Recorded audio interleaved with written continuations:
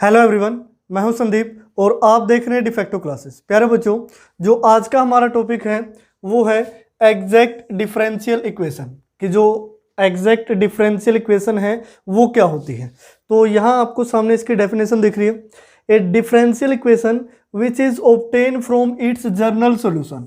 अब इसको ध्यान से समझना, एक ऐसी डिफरेंशियल इक्वेशन जो कहाँ से मिले, इसके जनरल सॉल्यूशन से, directly by differentiating without any subsequent multiplication and elimination. यानी कि उसके लिए हमें कोई वैल्यू पुट ना करनी पड़े या किसी पैरामीटर को हमें गायब ना करना पड़े, डायरेक्टली डिफरेंशिएट करो और हमें क्या मिलनी चाहिए, डिफरेंशियल इक्वेशन मिलनी चाहिए। इसका एक एग्जांपल देते हैं। जैसे लेट सपोज कोई एक इक्वेशन लिखी है y is equal to x square और प्लस सी, जहाँ सी क्या है, कोई भी कांस्टेंट है। अब ये नॉर्मल किसी कर्व की इक्वेशन है। अब हमें इससे क्या निकालनी है, डिफरेंशियल इक्वेशन। तो यहाँ हम डायरेक्टली क्या करते हैं, differentiating with respect to x.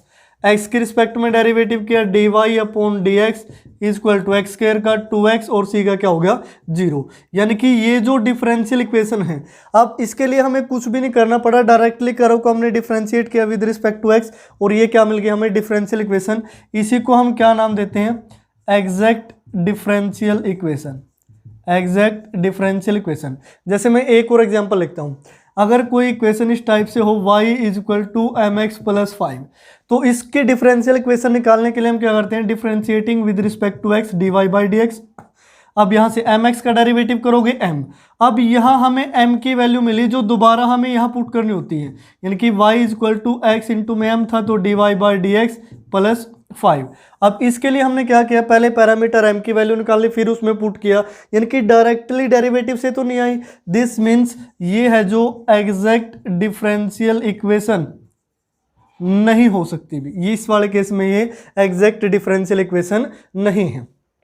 अब इसकी एक अनदर फॉर्म है या फिर अनदर डेफिनेशन है इसकी, the differential equation M D x plus N D Y, ये capital M D x plus capital N D Y is equal to 0, where M and N are the function of x and Y.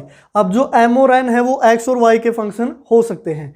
Is said to be exact, यानी कि इस type की जो differential equation है उसको हम exact कब बोलेंगे, if m dx plus n dy is equal to क्या हो, du के, और जो u है वो किसका फंक्शन होना चाहिए, x और y का फंक्शन होना चाहिए। या फिर इसको हम इस तरीके से लिख सकते हैं, एक एग्जाम्पल और देते हैं, sine x dy plus cos y dx is equal to 0। ये फॉर्म हमें दे रखी है अभी, sine x d y plus cos y d x is equal to 0।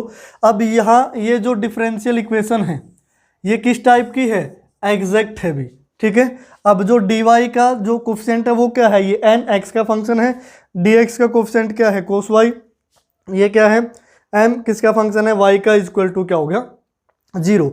यानी कि एक ऐसे डिफरेंशियल इक्वेशन जो बिना किसी वैल्यू पुट के डायरेक्टली आए, बस डिफरेंशिएट करो और इक्वेशन।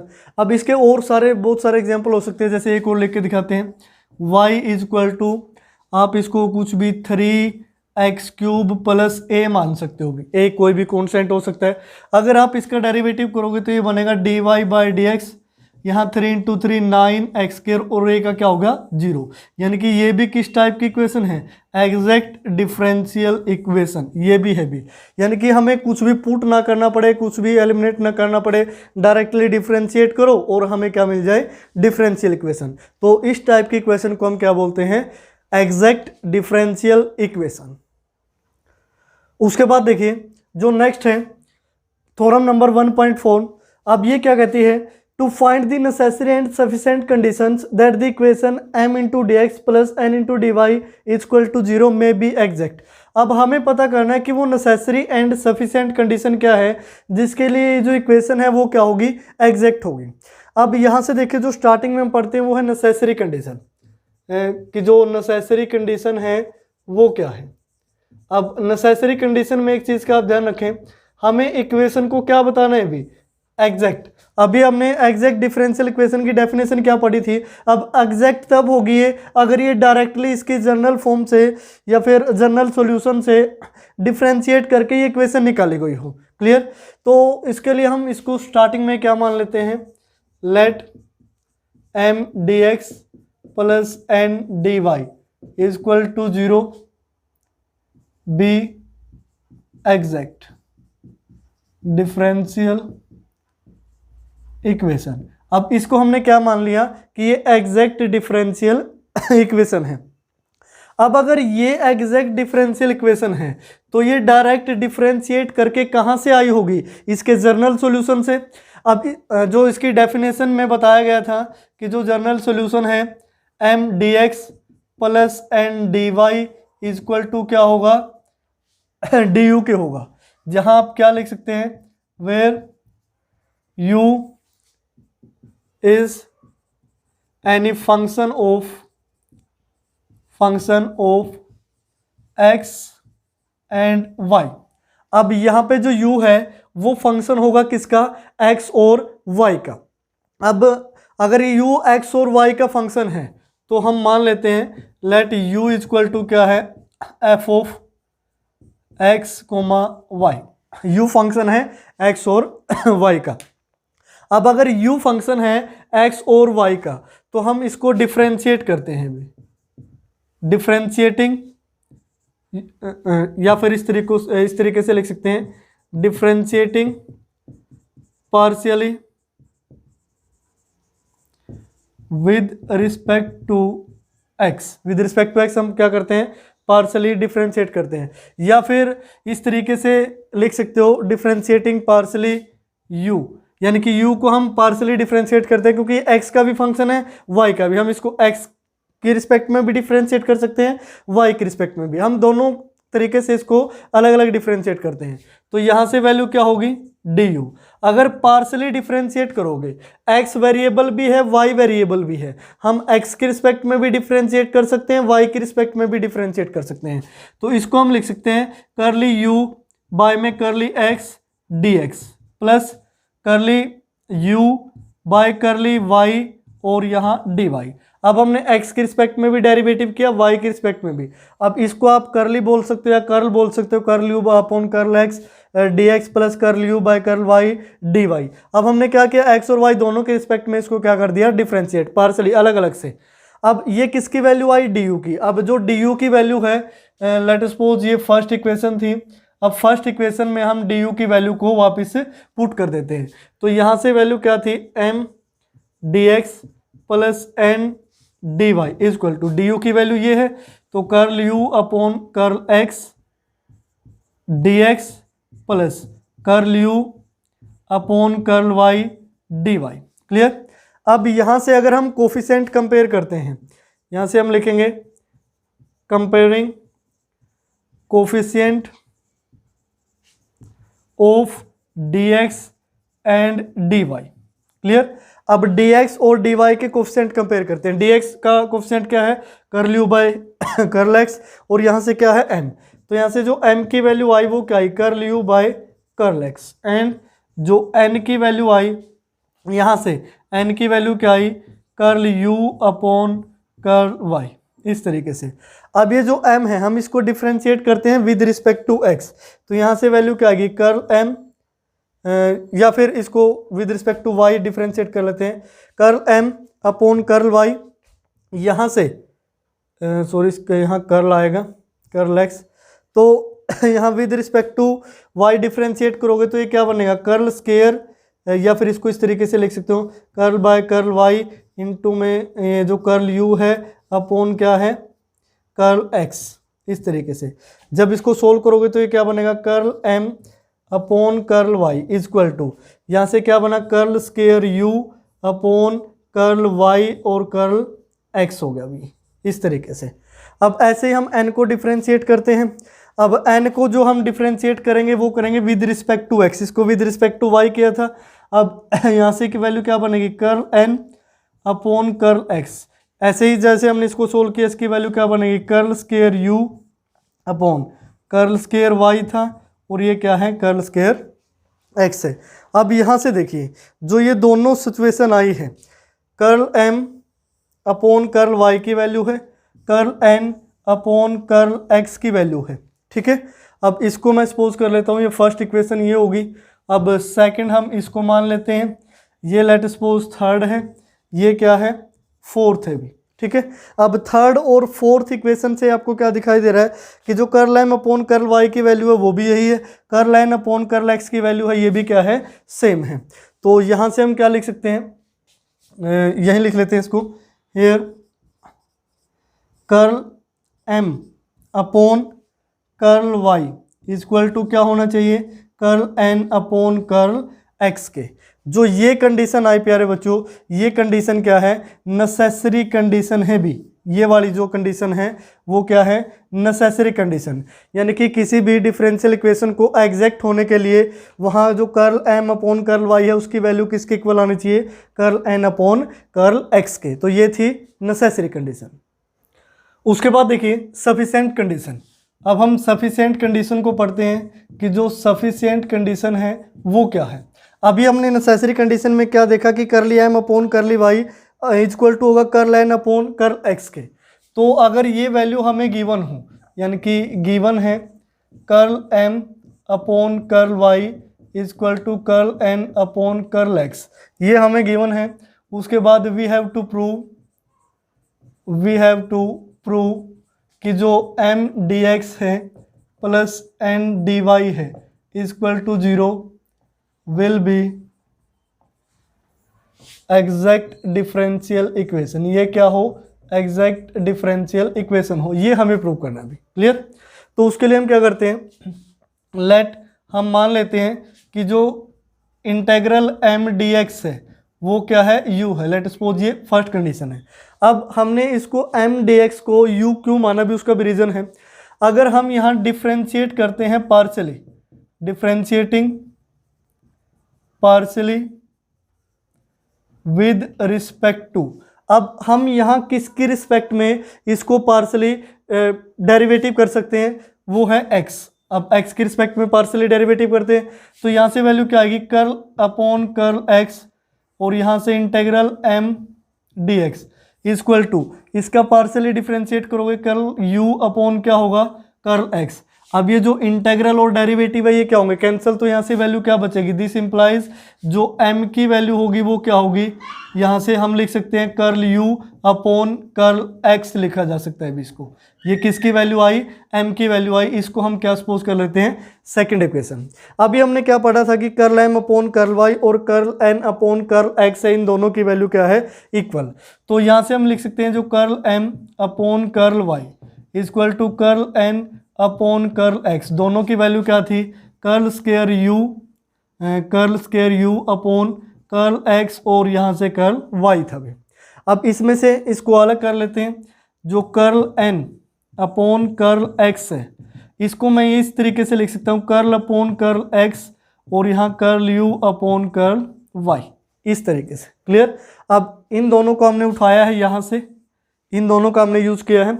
अब ये इतना आपको समझ में आ गया। उसके बाद हम क्या करते हैं, इंटीग्रेशन करते हैं। अभी इसका integrating with respect to x। अब आपके माइंड में ये क्वेश्चन आ रहा होगा कि with respect to x integration कर रहे हैं, लेकिन u तो किसका फंक्शन है, x का भी है y का भी है। तो हम क्या लिखेंगे, ट्रीटिंग y एज कॉन्स्टेंट। अब y को हम क्या ले रहे हैं, कांस्टेंट ले रहे हैं भी, क्योंकि दो वेरिएबल के रिस्पेक्ट में हम इंटीग्रेशन नहीं कर सकते। तो यहाँ से जो curl N upon curl x का इंटीग्रल होगा वो क्या आएगा, n आएगा। जैसे हमने छोटी क्लासों में पढ़ा था क्लास 12th में कि अगर हम dy का इंटीग्रेशन करते हैं तो वो क्या आता है भी y, यानी कि डेरिवेटिव का इंटीग्रेशन कर दिया तो वो y बन जाता है। इस तरीके से curl N upon curl x का इंटीग्रेशन आया n, यहाँ से जो इसका इंटीग्रेशन आएगा कर्ल u अपॉन क्या आएगा, कर्ल y, यानी कि ये डेरिवेटिव कैंसिल हो जाएगा। अब उसके बाद अब इंटीग्रेशन जब हम करते थे तो आपको एक चीज़ और ध्यान होनी चाहिए, अगर हमने x प्लस 3 का इंटीग्रेशन करना है तो x का क्या आएगा, एक्स स्क्वायर बाय 2, 3 का 3x, और प्लस में हम क्या लगाते थे, c। ये वाला जो c है, c को हम क्या बोलते थे, कांस्टेंट ऑफ इंटीग्रेशन। अब यहाँ इंटीग्रेशन तो कर दिया, यहाँ पे c भी आना चाहिए, कांस्टेंट ऑफ इंटीग्रेशन। और यहाँ पे y को हमने क्या लिया है, एक कांस्टेंट वैल्यू लिया है, यानी कि c की जगह हम ये रख सकते हैं f ऑफ y, यानी कि y का कोई भी फंक्शन।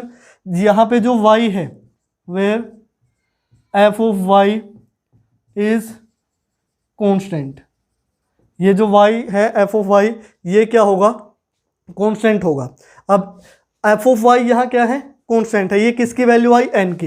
एन की वैल्यू आ चुकी है हमारे पास, इसको हम इक्वेशन थर्ड मान लेते हैं भी, ये इक्वेशन सेकंड। एम और एन दोनों की वैल्यू है। अब जो इक्वेशन को हमने एग्जैक्ट प्रूव करना था वो है m D x plus N D y. तो दोनों की वैल्यू पुट कर देते हैं। एम की वैल्यू क्या है, curl u upon curl x. अब यहाँ से एक चीज़ का और ध्यान रखना भी, आपको लग रहा है कि ये इंटीग्रल एम डी एक्स को यू क्यों लिया। यहाँ से देखिए जो एम की वैल्यू थी भी, यहाँ पे जो एम की वैल्यू क्या थी, curl u by curl x. अब दोबारा डिफ्रेंशिएट पार्शली करके यहाँ से वही वैल्यू क्या आई है, एम की value curl u by curl x, यानी कि इसको हमने जो ये लिखा था ये क्या था, सही था। उसके बाद यहाँ d x m into d x है तो ये डी एक्स लिख सकते हैं, प्लस एन, एन की वैल्यू ये है curl u upon curl y, curl u upon curl y plus f of y. इस तरीके से ये लिखा जा सकता है अभी। इनटू में क्या है, डी वाई। अब इस कंप्लीट के इनटू में क्या आएगा, डी वाई। तो यहाँ से हम लिख सकते हैं curl u upon curl x, curl u upon curl x d x. इसके अंदर मल्टीप्लाई करेंगे प्लस, तो ये क्या बनेगा, curl u upon curl y d y plus f of y d y. Clear. अब यहाँ से एक चीज़ देखिए, ये जो इक्वेशन थी, यहाँ जो नेसेसरी कंडीशन में इक्वेशन नंबर सेकंड थी, ये वैल्यू ये किसकी वैल्यू थी भी, डी यू की। डी यू की वैल्यू क्या थी, curl u upon curl x d x curl u upon curl y d y. अब ये जो कंप्लीट है ये किसकी वैल्यू है, ये u की ही तो वैल्यू है। यहाँ से हम डायरेक्टली इसको क्या पुट कर सकते हैं, u पुट कर सकते हैं भी। तो ये क्या हुआ ये जो वैल्यू है du है, सॉरी u नहीं, ये क्या है du प्लस ये क्या हुआ f of y dy। Clear, यानी कि du plus f of y d y. अब इसको मैं इस तरीके से लिख सकता हूँ d और इनटू में u plus integral f of y d y. अब d किसको डिनोट करता है, डेरिवेटिव को, यानी कि डेरिवेटिव ऑफ u प्लस, अब इंटीग्रेशन का डेरिवेटिव करोगे कैंसिल हो जाएगा, उल्टा क्या बनेगा f of y d y, वही चीज़ें, यानी कि ये वापस यही बन जाएगा। तो इसको हम यहाँ से देखिए, इसको एक बार रफ कर लेते हैं ऊपर से थोड़ा। ये जो वैल्यू है यहाँ से जो m dx और n dy की वैल्यू आई है, m dx plus n dy की वैल्यू आई है, वो आई है derivative of u plus integral f of y dy। यानी कि इसको हम क्या लिख सकते हैं, here m dx plus n dy is the direct derivative of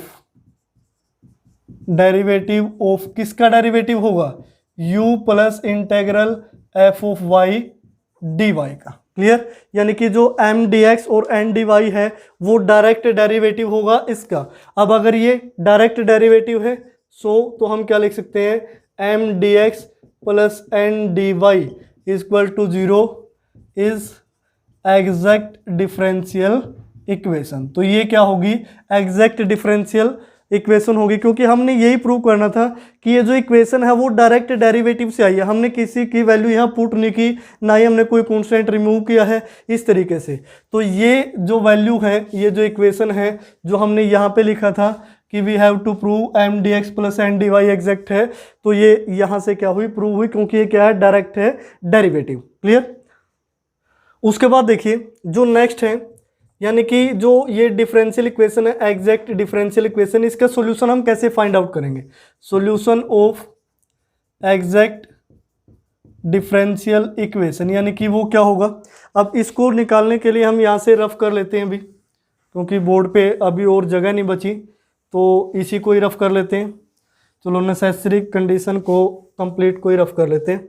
अब यहाँ से देखिए जो ये कंडीशन थी, क्लियर। अब यहाँ से जो m dx है प्लस n dy है उसकी वैल्यू क्या थी, 0। यहाँ देखिए m dx plus n dy equal to 0 की फॉर्म में थी। अगर m dx plus n dy 0 है और इस इक्वेशन में जो m dx और n dy की वैल्यू ये है, यानी कि derivative of u plus integral f of y dy is equal to 0।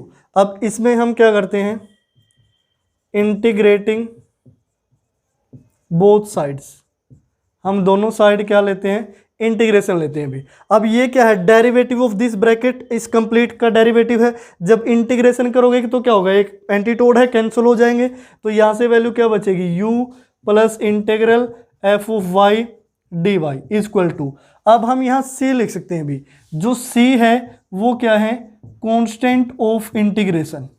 Constant of integration ये मैंने पहले भी बताया था जब वहाँ एफ ऑफ वाई लिखा था नीचे, क्लियर। तो ये क्या है, कांस्टेंट ऑफ इंटीग्रेशन है। अब हम क्या करते हैं कि u की वैल्यू पुट कर देते हैं भी, जो u की वैल्यू थी वो हमने क्या ली थी, इंटेग्रल m dx, क्लियर।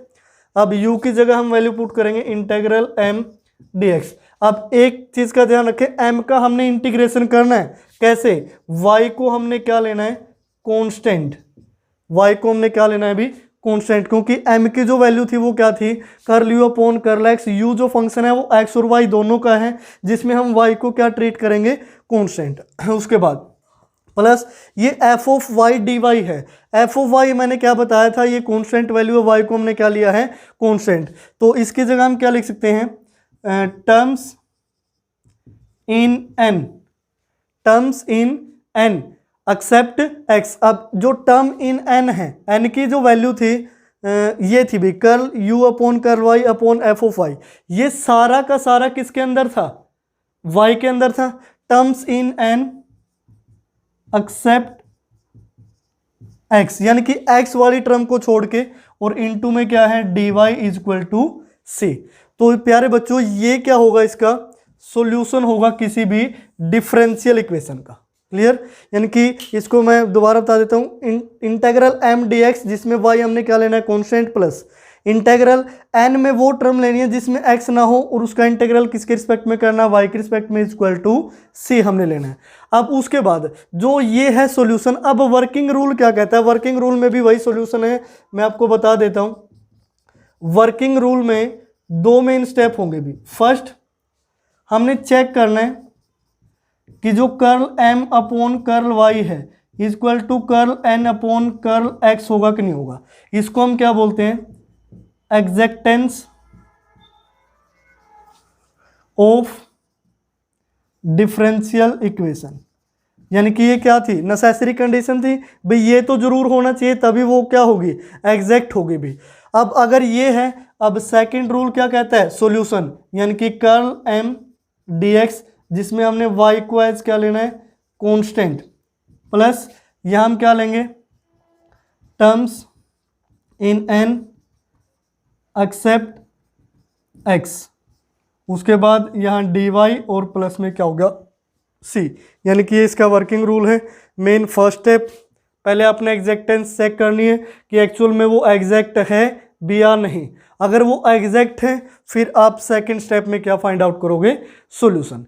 तो प्यारे बच्चों इस वीडियो में जो एक्सरसाइज 1.1 का बेसिक है वो होता है कंप्लीट। अब हम कुछ एग्जांपल से या एक्सरसाइज में जो ये सारा का सारा बेसिक मैंने आपको बताया है, हो सकता है कि आपको कम समझ में आया हो, लेकिन जैसे हम किसी चीज़ का यूज़ करते हैं तो वो ज़्यादा चीज़ें पकड़ में आती है भी। अब इसका एक एग्जाम्पल इस तरीके से ले लिए, जैसे एग्जाम्पल हम लेते हैं रेशो का। जैसे हमने जूनियर क्लासेस में रेशो के बारे में पढ़ा था भी, रेशो क्या है कि दो क्वांटिटी को कंपेयर करता है, लेकिन एक्चुअल में जब हम कंपैरिजन करते हैं दो क्वांटिटीज़ की, जैसे ये दो मार्कर हैं भी, ये ब्लैक है ये ब्लू है, कौन सा वाला बेस्ट है, कौन सा चलता है, एक्चुअल में हमें पता तब चलता है जब हम उन चीज़ों को प्रैक्टिकल करते हैं। अब ये बेसिक मैंने आपको बताया, जब हम इसके क्वेश्चन निकालेंगे तब आपको पता चलेगा भी एक्चुअल में नेसेसरी सफिशिएंट कंडीशन क्यों ज़रूरी थी, इसका सोल्यूशन ये जो लिखा है इसका रीज़न क्या है, किस टाइप से जो इक्वेशन है उसको हम क्या प्रूव कर सकते हैं, एग्जैक्ट डिफरेंशियल इक्वेशन। तो प्यारे बच्चों आज की वीडियो में फिलहाल इतना ही, देखते रहिए डिफेक्टिव क्लासेस।